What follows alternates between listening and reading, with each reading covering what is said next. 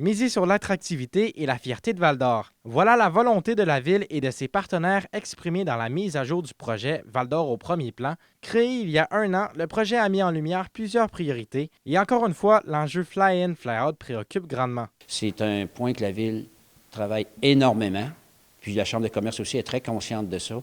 Bientôt, le rapport de la MRC va sortir sur le nombre de travailleurs qu'on estime qui viennent de l'extérieur. Et donc, on va attendre que ça soit rendu public, mais c'est substantiel. Redonner vie au centre-ville est aussi une chose bien importante abordée dans le bilan. Les acteurs du milieu rencontrés souhaitent que 2026 soit un point tournant majeur en ce sens. On mise donc entre autres sur la mise en place d'actions pour favoriser le développement des terrasses, endroit qui était très populaire dans le passé dans la ville. On avait des terrasses dans le passé, mais ça ne fonctionnait pas très bien parce que c'était pas mal rigide.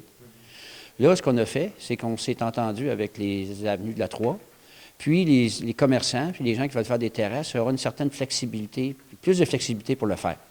On va rendre ça plus accessible pour ces gens-là. On espère en avoir, parce qu'on a réaménagé le centre-ville. Une partie des raisons qu'on voulait, c'est avoir de la vie dans ce centre-ville-là. Le restaurant de fine cuisine asiatique Otay a d'ailleurs confirmé la réouverture de sa plateforme extérieure. Oui, absolument. Puis surtout que j'ai ouvert en 2015. Puis on a ouvert une terrasse dès les premières années. Puis à cause de la COVID, on a fermé notre terrasse. Puis avec là, en 2026, on va réouvrir une terrasse. Puis on est vraiment heureux. Puis ça va faire un dynamique au centre-ville en espérant que les autres commerçants suivent.